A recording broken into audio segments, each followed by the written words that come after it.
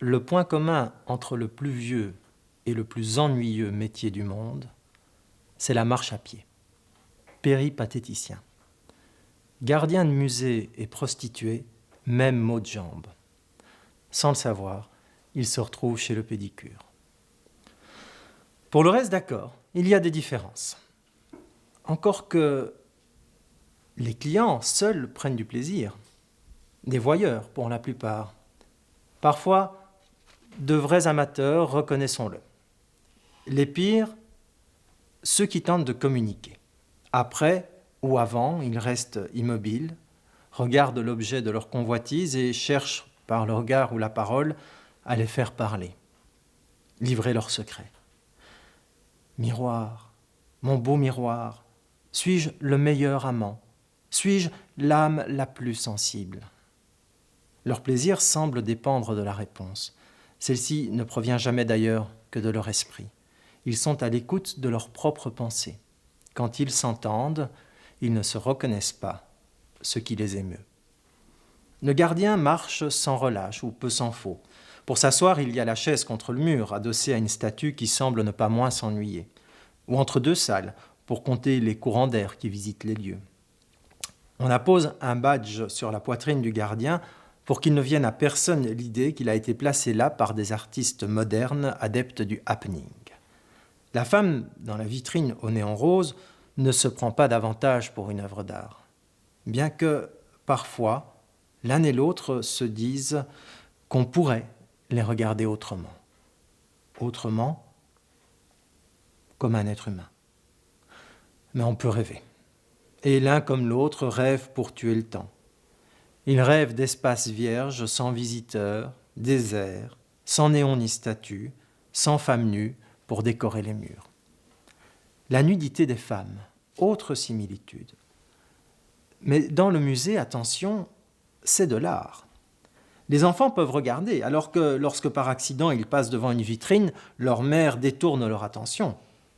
Un autre rêve du gardien. Il a même cru au début que ce serait un des plaisirs du métier. Mais il a vite déchanté. Après quelques semaines, il ne percevait plus la nudité, des couleurs, bientôt affadies. Aujourd'hui, il ne voit plus que les contours des cadres. Comme les filles, sans doute, ne perçoivent plus que les contours des clients. Et que dire des visiteurs? Le gardien et la fille novice les observent. Dans leur jeunesse, ils ont tenté de les classer. Le jeune homme qui tremble d'émotion, le vieux blasé qui vient pour l'entretien, l'intellectuel qui cherche à comprendre quelque chose et qui finira par y arriver. Avec le temps, les différences se sont estompées. Amateurs de filles ou de toiles, ils sont le premier objet de leur attention. Leur performance émotive est-elle à la hauteur? Et le gardien, comme la fille, constate avec un soupir qu'il est si simple de leur donner l'illusion de la jouissance. Ils ressortent repus, émus, se promettant de revenir bientôt, ou jurant leur grand Dieu que jamais, jamais plus ils ne remettront les pieds dans un tel endroit. Les émotions, ça creuse le fossé entre ce que l'on croyait être avant et ce que l'on retrouve après. Le gardien et la fille voient s'en aller des petits êtres, hantés par une étrange sensation de vide. Eux restent et attendent les suivants. 100 pas à droite, tu montes mon chou. 100 pas à gauche, pour Vénus il faut monter.